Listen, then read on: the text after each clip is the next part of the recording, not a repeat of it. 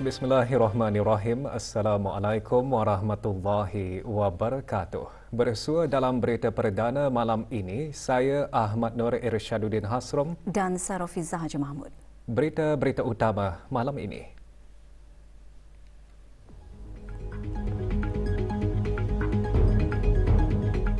Buku terbitan Pusat Sejarah Brunei menyebar luas persejarahan negara dengan menanamkan semangat kebrunaian.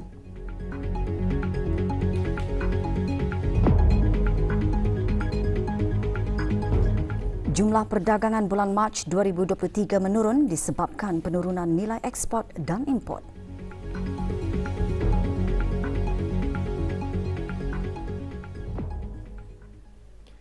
Penerbitan buku Junjung Kasih 2 Legasi Bersemi di Bumi Temasek merupakan bukti bahawa Pusat Sejarah Brunei merupakan institusi yang bertanggungjawab menyebar luas persejarahan negara dengan menanamkan semangat kebrunaian yang cintakan agama, bangsa dan negara. Petang tadi diadakan majlis pelancaran dan apresiasi penerbitan buku tersebut berlangsung di Kompleks Sukan Jerudong. Perasmiannya disempurnakan oleh Yang Berhormat Datuk Seri Setia Awang Haji Nazmi bin Haji Muhammad, Menteri Kebudayaan Belia dan Sukan. Buku jilid kedua ini mengandungi pengalaman pendidikan, ilmu pengetahuan dan kepelbagaian kepakaran penuntut-penuntut Asrama Kerajaan Brunei Singapura AKBS semasa berkhidmat dengan kerajaan.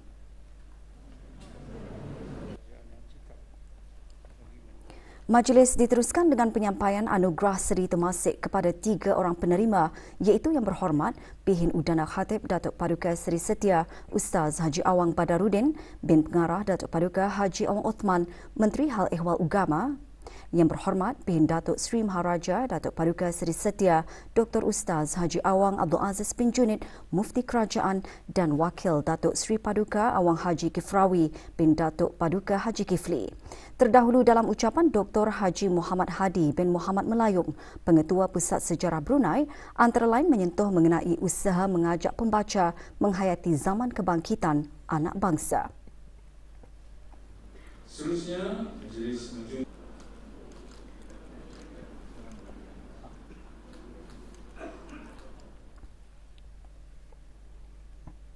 Jumlah perdagangan menurun tahun ke tahun sebanyak 39.9% pada bulan Mac 2023 berbanding bulan Mac tahun lalu. Jabatan Perancangan Ekonomi dan Statistik JPES Kementerian Kewangan dan Ekonomi dalam siaran medianya menjelaskan penurunan itu disebabkan oleh penurunan kedua-dua nilai ekspor 39.7% dan nilai import 40.3%. Yang terutamanya disebabkan oleh ekspor dan import bahan api galian. Penurunan ekspor bahan api galian terutamanya didorong oleh nilai ekspor gas asli cecair LNG dan lain-lain produk petroleum, khususnya bahan api diesel otomotif. Penurunan nilai ekspor LNG terutamanya disebabkan oleh penurunan jumlah isi padu sebanyak 13%. Walau bagaimanapun, penurunan nilai ekspor diimbangi oleh peningkatan nilai jumlah ekspor minyak mentah yang disebabkan oleh peningkatan jumlah isi padu 100.7%. Dari segi komoditi ekspor, bahan api galian menjadi penyumbang utama ekspor negara Brunei Darussalam iaitu 84.8%, diikuti dengan bahan kimia dan jentera dan kelengkapan pengangkutan. 5 komoditi impor utama pada bulan Mac 2023 adalah bahan kimia, diikuti oleh jentera dan kelengkapan pengangkutan, makanan, barang-barang keluaran kilang dan pelbagai barang keluaran kilang. Pasaran ekspor utama pada bulan Mac 2023 adalah Singapura, diikuti oleh Jepun dan Australia. Komoditi ekspor terbesar ke Singapura, Jepun dan Australia adalah bahan api galian. Laporan perangkaan perdagangan barangan antarabangsa bagi bulan Mac 2023 boleh didapati melalui laman sesawang JPES deps.mofe.gov.bn. Selaku hamba Allah Subhanahu Wa Taala yang hidup di muka bumi ini, kita tidak sepatutnya lupa untuk memanjatkan kesyukuran dalam apa jua keadaan. Perkara tersebut antara intipati tazkirah malam munajat yang berlangsung secara maya semalam. Tazkirah bertajuk bersyukur di atas nikmat Allah Subhanahu Wa Taala disampaikan oleh Awang Haji Muhammad Khairul Azhar bin Haji Idris, penolong pensyarah Fakulti Pendidikan College Universiti Perguruan Ugama Seri Begawan Kubu SB. Antara yang menyertai Yang Berhormat Haji Awang Sulaiman bin Haji Nasir, Ahli Majlis Mesyuarat Negara yang juga memimpin bacaan Sayyidul Istighfar dan Surah Al-Fatihah. Acara turut diimarahkan oleh para pegawai dan tenaga pengajar Institut Tahfiz Al-Quran Sultan Haji Hasanah Bolkiah dan Sekolah Ugama Pengiran Anak Puteri Azimah Nikmatul Bolkiah Kampung Mentiri serta Sekolah Ugama Tentera Laut Diraja Brunei Muara. Juga menyertai ahli-ahli Pertubuhan Warga Mas, Jawatan Kuasa Takmir dan Jemaah Masjid Utama Muhammad Saleh Pekan Bangar dan Masjid Duli Raja Isteri Pengiran Anak Damit Mukim Kilanas. Jika benar kamu hanya menyembahnya semata-mata. Selaku hamba Allah, kita ini hendaklah. Persiapan giat dilaksanakan bagi memastikan kelancaran Majlis Ramah Mesra bersama rakyat dan penduduk daerah Tutong Selasa ini. Ikuti bahan beritanya selepas ini.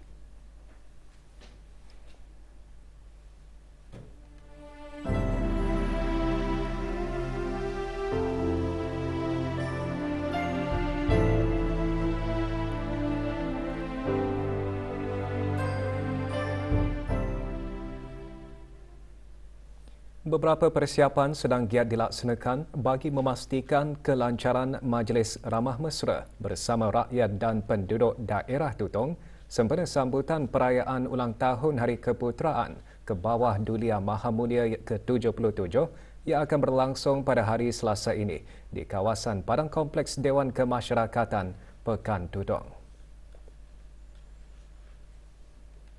Dari aspek persembahan khas, ianya telah pun dimulakan bermula pada penghujung bulan Mei yang melibatkan warga Perkhidmatan Awam dan juga para belia.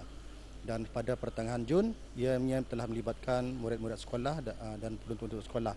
Dan pada pertengahan 10 Julai 2023 barulah latihan bersepadu di kawasan Padang ini dilaksanakan. Dan alhamdulillah nampaknya persiapan di peringkat akhir telah pun dapat dilihat. Rakyat dan penduduk daerah Tutong juga tidak ketinggalan menzahirkan rasa teruja ingin bersua muka dengan ke bawah Dulia Maha Mulia semasa majlis itu nanti.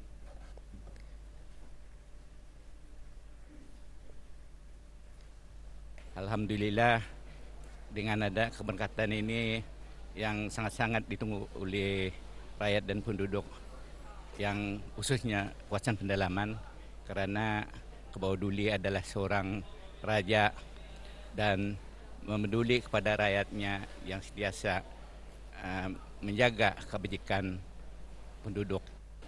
Inilah saat-saat yang kami nanti-nantikan setiap tahun. Baginda Kebawah Duli yang bercemar duli ke daerah Tutong. Kami berbesar hatilah menunggu saat-saat ketibaan Kebawah Duli ke daerah Tutong.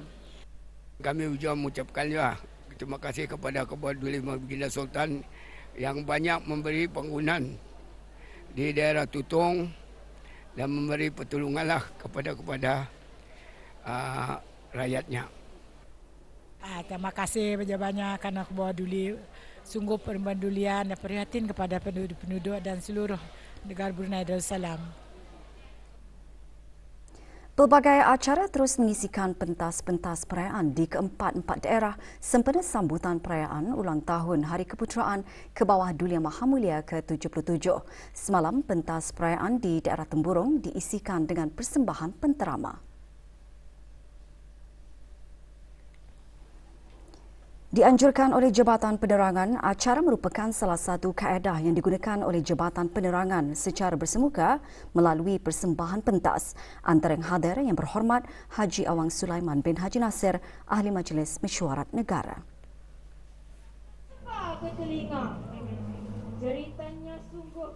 Pertandingan pantomin pula mengisikan pentas perayaan di daerah Blyth. 64 pelajar dari 8 buah sekolah menengah di daerah ini menyertai pertandingan. Antara yang hadir Awang Haji Amirul Hafizin bin Haji Muhammad, pemangku pegawai daerah Blyth. Menceritakan apa sebenarnya yang berlaku. Di daerah Brunei dan Muara, pentas perayaan diisikan dengan pantaran sastra, Dewan Bahasa dan Pustaka, pertandingan deklamasi saja. Antara yang hadir Awang Suib bin Haji Abdul Wahab, pemangku pengarah Dewan Bahasa dan Pustaka. Yang gembira, perintah negara. Manakala pentas perayaan di daerah Tutong disemarakkan dengan persembahan Lailatul Hub, anjuran Jabatan Sekolah-Sekolah Daerah Tutong.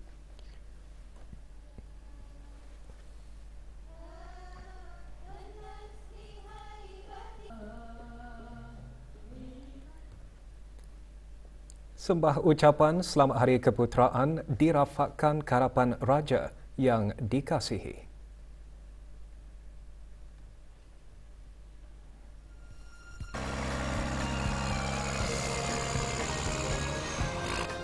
Tentera Darat di Raja Brunei merafakkan sembah ucapan selamat menyambut Hari Keputeraan yang ke-77. Dirgahayu ke bawah Duli Tuan Patik.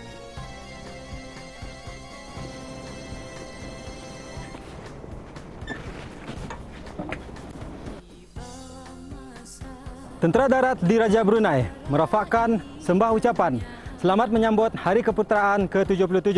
Dirgahayu ke bawah Duli Tuan Patik.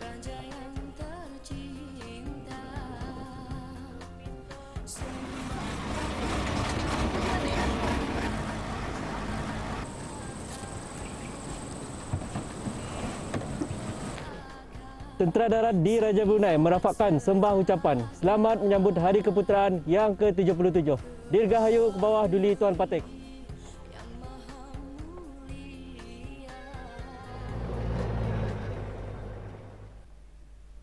Islam adalah agama syumul dan ajarannya meliputi setiap aspek kehidupan. Di negara Brunei Darussalam, syiar Islam terbukti berkembang apabila pada tahun 2022 jumlah mu'alaf dicatat meningkat kepada 450 orang berbanding tahun 2021 iaitu 356 orang. Ikuti laporan seterusnya bersama Nadira Haji Umar. Peningkatan jumlah mu'alaf di negara ini didorong oleh beberapa inisiatif Pusat Dakwah Islamiah dalam memperkembangkan syiar Islam, antaranya safari munajat di kawasan pedalaman dan ziarah mahabbah. Selain itu, pemodelan juga diberikan kepada golongan berkenaan melalui bahagian pembangunan mu'alaf bagi memastikan mereka tidak ketinggalan dan mendapat bimbingan yang betul. Pada masa kini, Pusat Dakwah Islamiah telah membuka kelas bimbingan mu'alaf di 13 buah tempat yang bertujuan bagi memudahkan kepada mu'alaf-mu'alaf yang tinggal jauh di pedalaman iaitu sama ada untuk mempelajari ilmu fardu ain dan fardu kifayah dengan sempurna. Pusat Dakwah Islamiah juga telah mengorak langkah dengan membuat tarbiyah secara maya yang bertujuan bagi capaian pembelajaran yang lebih mudah bagi mu'alaf yang tidak dapat mengikuti pembelajaran dan bimbingan secara fizikal. Penerapan nilai-nilai Islam dan pembentukan akhlak melalui sistem pendidikan dalam menyebarkan agama Islam juga penting. Ini termasuk memberikan pembelajaran kepada golongan mu'alaf agar mereka benar-benar dapat memahami agama Islam itu sendiri. Alhamdulillah, semangat jitu yang ditunjukkan oleh mu'alaf sangat memberangsangkan. Dulu ada yang keliru menyebut huruf-huruf hijaiyah. Sekarang ada yang sudah hafal. Itu menggunakan kaedah tikrar atau lebih dikenali sebagai latih tubi, supaya pelajar dapat dan sentiasa bertanya dan mengenal pasti kemahiran yang dikuasai oleh setiap murid. Kaedah ini juga dapat membina keyakinan murid.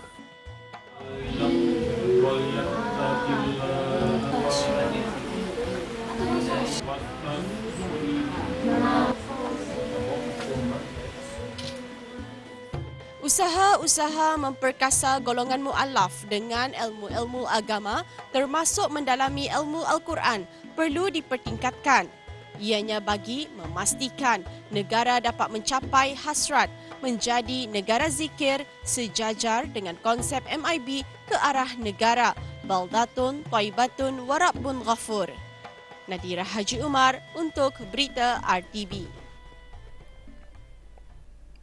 Lebih 250 murid dari 22 buah sekolah rendah kluster 1 dan 2 menyertai Festival Olahraga Kanak-Kanak Sekolah Rendah 2023. Festival berlangsung pagi tadi di Padang Sekolah Menengah Pengiran Anak Puteri Hajah Masnah, Kampung Sungai Akar. Festival diadakan selama 3 hari berasingan dengan 4 acara dipertandingkan iaitu Formula Bands, Slide Swing Throw, Rhythmic Jump Relay dan Ladder Recovery yang dibukakan kepada para pelajar sekolah rendah kerajaan dan swasta di bawah kawalan Kementerian Pendidikan. Penganjurannya antara lain untuk memperkenalkan aktiviti sukan yang sesuai dengan keperluan fizikal dan pertumbuhan serta perkembangan kanak-kanak. Penyampaian hadiah disempurnakan oleh Dayang Hajah Rosdiana binti Haji Hidup, penolong pengarah Jabatan Pendidikan Co-Curriculum. Festival akan diadakan lagi pada 6 Ogos depan bagi kluster 3 dan 13 Ogos depan bagi kluster 5 dan 6.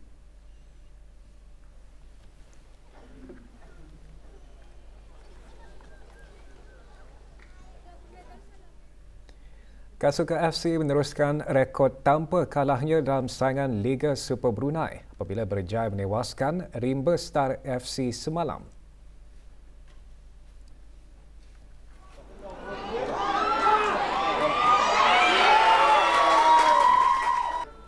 Dalam perlawanan yang berlangsung di Kompleks Sukan Brakas ini, Kasuka menang 4-0 ke atas Rimba Star. Kemenangan ini juga mengukuhkan lagi kedudukan Kasuka sebagai pendahulu liga.